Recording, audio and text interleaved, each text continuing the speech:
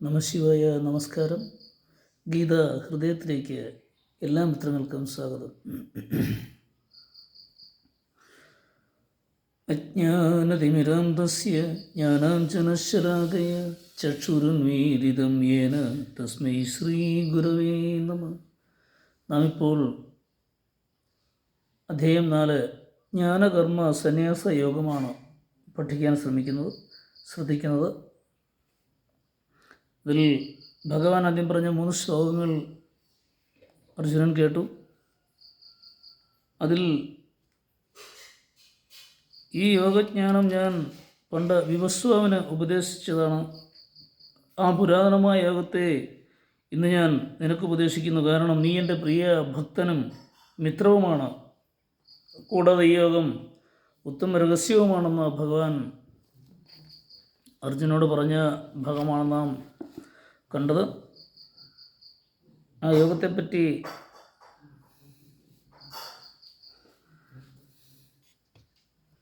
മനുവിൻ്റെ കഥയും വിവസ്വാൻ്റെ കഥയുമൊക്കെ ഭഗവാൻ പറഞ്ഞു. പിന്നീട് സൂര്യവംശത്തെക്കുറിച്ച് പറഞ്ഞു. സൂര്യ സദൃശ ഗുണത്തോടു കൂടി രാജ്യം ഭരിക്കുക എന്ന കാഴ്ചപ്പാട് സൂര്യവംശം എന്ന പേര് തന്നെ ഉണ്ടാകാൻ കാരണമെന്ന് പറഞ്ഞു. അതല്ലാതെ യുക്തിക്ക് നിരക്കാത്ത കഥകളൊന്നുമല്ല ഇവിടെ സ്വീകരിക്കേണ്ടത് എന്നും ഭഗവാൻ പറയുന്നു.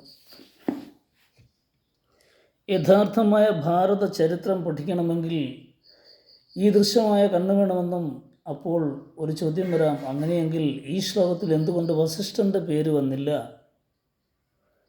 ഇവിടെ ഈ രാജധർമ്മം ഏത് രാജർഷി പരമ്പരയിലാണോ ഉള്ളത് ആ പേരുകളാണ് പറഞ്ഞിരിക്കുന്നത്. വസിഷ്ഠൻ്റെ പേര് ഇതിലില്ല. കാരണം അദ്ദേഹം ഈ വംശത്തിൻ്റെ കുലഗുരുവാണ്. അതിനാൽ 1-ാം ശ്ലോകത്തിലെ അഹം എന്ന ശബ്ദം വസിഷ്ഠനെ കുറിക്കുന്നതാണ്.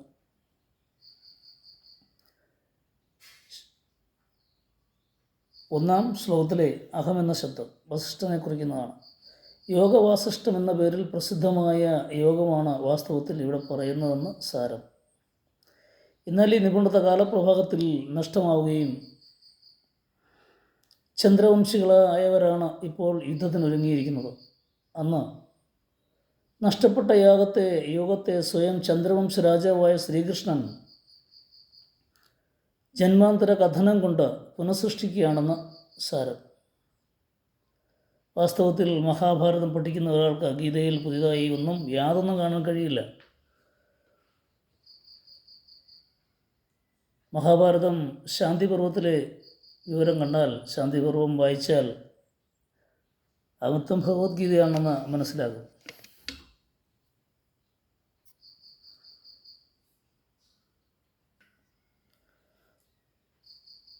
ആ കൽപ്പത്തിൽ ബ്രഹ്മാവ് നാരായണൻ്റെ മനസ്സിൽ ജന്മമെടുത്തപ്പോൾ പിന്നെ മുഖത്തു നിന്ന് പുറത്തു വന്നപ്പോൾ നാരായണൻ തന്നെ താൻ പിതൃവ്യവുമായ കർമ്മങ്ങൾ ധർമാനുസരണം നിർവഹിച്ചു.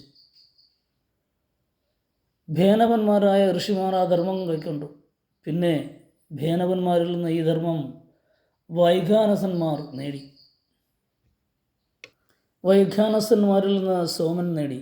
പിന്നീടത് ലോകത്തിൽ നിന്ന് തന്നെ നഷ്ടപ്പെട്ടു പോയി.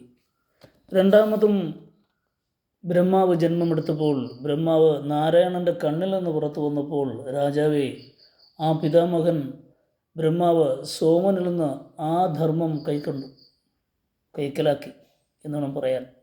അങ്ങനെ വീണ്ടും നേടിയപ്പോൾ നാരായണാത്മകനായ രുദ്രന് ആ ധർമ്മം നൽകി. രുദ്രൻ യോഗം പൂണ്ട് കൃതയുഗത്തിൽ പണ്ട് രാജാവേ ബാലഖില്യ മഹർഷിമാർക്കൊക്കെ ഈ ധർമ്മം ഉപദേശിച്ചു. ഇങ്ങനെ ഇപ്പോൾ വാസുദേവ കൃഷ്ണൻ ഉപദേശിക്കുന്ന യോഗം പലതവണ നഷ്ടപ്പെട്ട് നേടിയതിൻ്റെ വർണ്ണന മഹാഭാരതത്തിലുണ്ടെന്നാണ് ഈ ഇത്രയും പറഞ്ഞതിൻ്റെ സാരം. മനസ്സിലായില്ലേ? ഇതൊക്കെ കേട്ട അർജുനൻ ഭഗവാനോട് ചോദിക്കുന്ന ഒരു ശ്ലോകം കൂടി നമുക്ക് ശ്രദ്ധിക്കാം. അർജുന ഉവാച അപരം ഭവതോ ജന്മ പരം ജന്മ വിവസ്വതഃ കഥമേതദ്വിജാനീയാം ത്വമാദൗ പ്രോക്തവാനിതി. അതിൻ്റെ അർത്ഥം നോക്കുമ്പോൾ അർജുനൻ പറഞ്ഞു, ഹേ ശ്രീകൃഷ്ണ, അങ്ങയുടെ ജന്മം ഇപ്പോഴാണുള്ളത്. വിവസ്വാനാകട്ടെ മുൻപ് ജനിച്ചവനുമാണ്. ആദ്യകാലത്ത് അങ്ങ് ഈ യോഗം ഉപദേശിച്ചുവെന്ന് പറഞ്ഞതിനെ ഞാൻ എങ്ങനെയാണ് മനസ്സിലാക്കേണ്ടത്? അർജുനൻ്റെ ഈ ചോദ്യത്തിന് വിവസ്വാന് പറഞ്ഞു കൊടുത്തു എന്നൊക്കെ ഭഗവാൻ പറഞ്ഞല്ലോ. മനുവിന് പറഞ്ഞു കൊടുത്തു എന്നെല്ലാം പറഞ്ഞല്ലോ.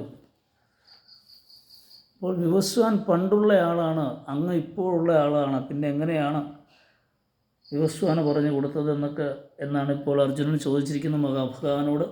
ഭഗവാൻ അതിന് ഉത്തരം പറയുന്നത് നമുക്ക് അടുത്ത ദിവസം ശ്രദ്ധിക്കാം. മനസ്സിലായി കാണുമെന്ന് വിശ്വസിക്കുന്നു. മനുചരിതവുമെല്ലാമാണ് കുറച്ച് പറഞ്ഞത്. മഹാഭാരതത്തിനെ ഉദ്ധരിച്ചുകൊണ്ട് പറഞ്ഞത് ആ യോഗത്തിനെ പറ്റി പറയുവാൻ വേണ്ടിയാണ്.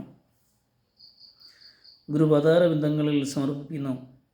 എല്ലാവർക്കും, എല്ലാ മിത്രങ്ങൾക്കും നല്ല ദിവസത്തിനായി പ്രാർത്ഥിക്കുന്നു. ശുഭസുദിനം.